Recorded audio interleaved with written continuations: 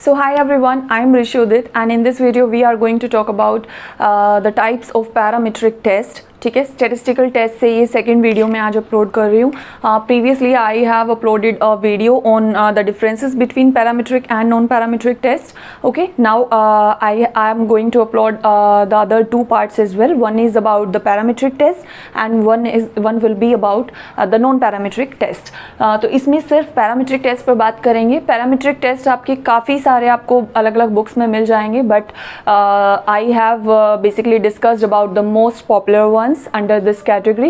So they are t-test, f-test, z-test and the ANOVA. Okay, इन चारों को मैंने separately explain करने की बजाय एक टैबुलर फॉर्म में यहाँ पर लिखा है, जिससे कि आपको इजीली इनको रिकॉल आप इजीली कर पाएंगे और एक पिक्चराइज फॉर्म में बेसिकली आप इनकी एक्सप्लेनेशन को अपने माइंड में कैप्चर कर सकते हैं. So let's get started with the T test first. तो टी टेस्ट जो है वो आपका गोसेट ने दिया था इन 1905.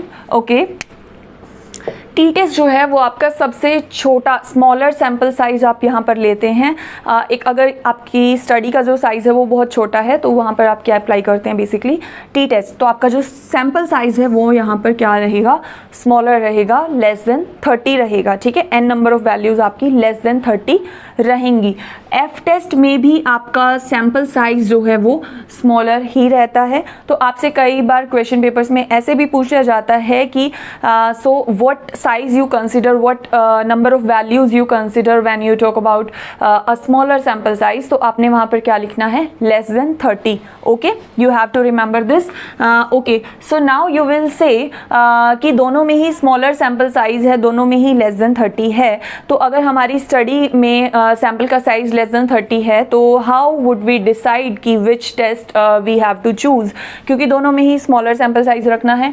तो उसके लिए नेक्स्ट क्राइटेरिया जो आ जाता है वो आपका क्या आ जाता है, मीन्स एंड वेरिएंसेस. तो अगर आपने मेरा पैरामीट्रिक एंड नॉन पैरामीट्रिक का डिफरेंस वीडियो देखा होगा तो वहाँ से आपको ये समझ आ गया होगा कि पैरामीट्रिक में हम जहाँ मीन्स एंड वेरिएंसेस को स्टडी करते हैं, नॉन पैरामीट्रिक में मीडियंस, रेशियो, प्रोपोर्शंस, इन सब को स्टडी किया जाता है. ठीक है, तो मीन्स एंड वेरिएंसेस ये दो ही ऑप्शन है क्योंकि हम पैरामीट्रिक टेस्ट पढ़ रहे हैं. तो मीन्स एंड वेरिएंसेस में मीन को यहाँ पढ़ा जाता है और वेरिएंस को एफ टेस्ट में पढ़ा जाता है. क्यों? क्योंकि पॉपुलेशन वेरिएंस जो है वो यहाँ पर अननोन है.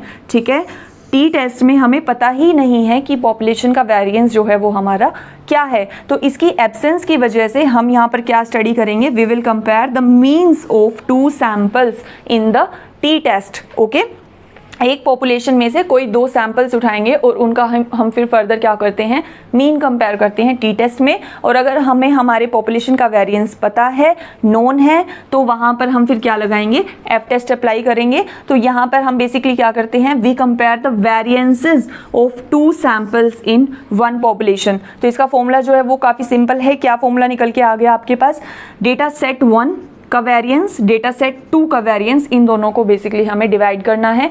तो हमारा क्या आ जाएगा, एफ टेस्ट की वैल्यू हम यहाँ पर अराइव कर लेंगे. ठीक है, तो ये था आपका बेसिक डिफरेंस टी टेस्ट और एफ टेस्ट में. टी टेस्ट को आपका स्टूडेंट्स टी डिस्ट्रीब्यूशन टेस्ट भी कहा जाता है. ठीक है, ये आप याद रख लीजिए, क्वेश्चन पेपर में पूछा जा सकता है.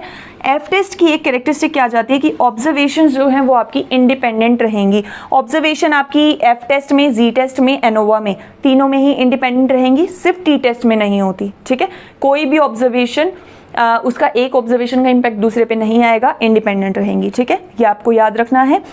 अब आ जाता है जी टेस्ट. तो जी टेस्ट आपका दिया था आर ए फिशर ने.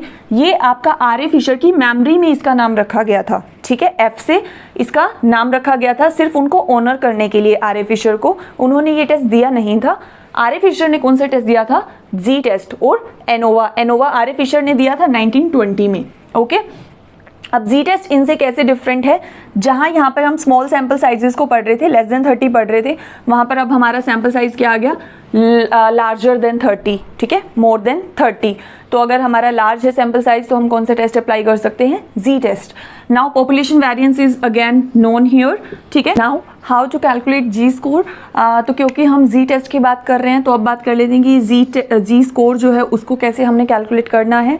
सो for that you have got a formula which is, so you will take the mean of sample minus mean of population which is your mu divided by standard error. ठीक है, ये आपकी standard error error है तो standard error का क्या formula होता है, standard deviation divided by √n, ठीक है। तो ये फॉर्मूला में ये सभी डेटा वैल्यूज जो हैं वो आप पुट करेंगे और आपका क्या निकल के आ जाएगा, जी स्कोर। तो जी स्कोर के बेसिस पर ही अब फर्दर आप सभी वैल्यूज को कैलकुलेट कर सकते हैं। तो इस टेस्ट में बेसिकली आपका जी स्कोर क्योंकि कैलकुलेट किया जाता है, इसी वजह से इसको दो नाम और भी दिए गए हैं जो कि हैं जी स्कोर टेस्ट और जी ट्रांसफॉर्मेशन टेस्ट, ठीक है।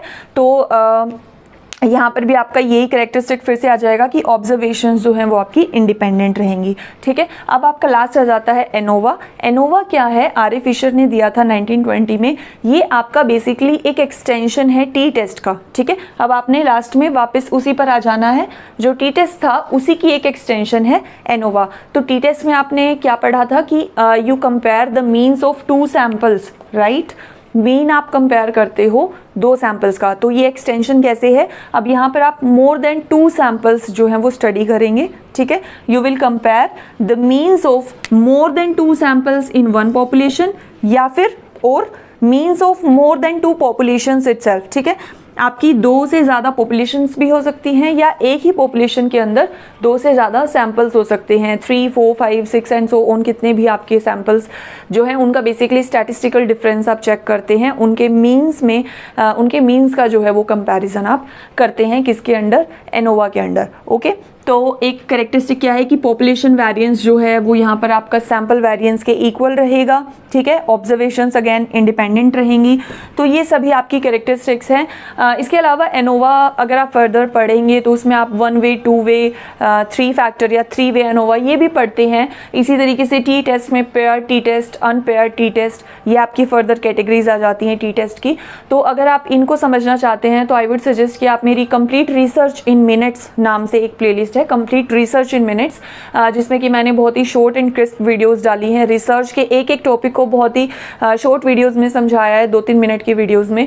तो वहाँ जाके आप उनको सेपरेट टेस्ट की मैंने जो वीडियोस डाली हैं वो सेपरेट टेस्ट को पढ़ें। उसमें मैंने पूरा अच्छे से एक्सप्लेन किया है कि एनोवा की फर्दर कैटेगरीज क्या हैं, टी टेस्ट की फर्दर कैटेगरीज क्या हैं, ठीक है। यहाँ पर इस वीडियो को क्योंकि मैं शॉर्ट रखना चाहती हूँ तो मैं इन चारों को एक कंपैरेटिव फॉर्म में मैं आपको ये समझा रही हूँ।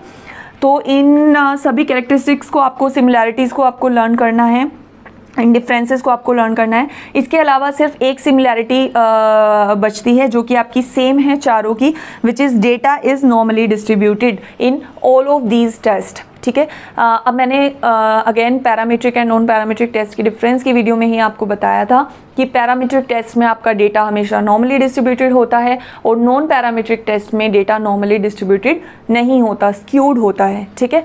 तो क्योंकि ये सभी आपके पैरामीट्रिक टेस्ट हैं तो इन चारों में ही एक सिमिलर कैरेक्टरिस्टिक क्या हो जाएगी कि ये चारों में डेटा जो है वो आपका नॉर्मली डिस्ट्रीब्यूटेड रहेगा। आई होप ये चारों टेस्ट आपको अच्छे से क्लियर हो गए होंगे। And if you found this video informative then please like, share this video with your friends and you may subscribe to my channel for more of research videos, more of UGC NET content, PhD content, statistics and all of the management subjects.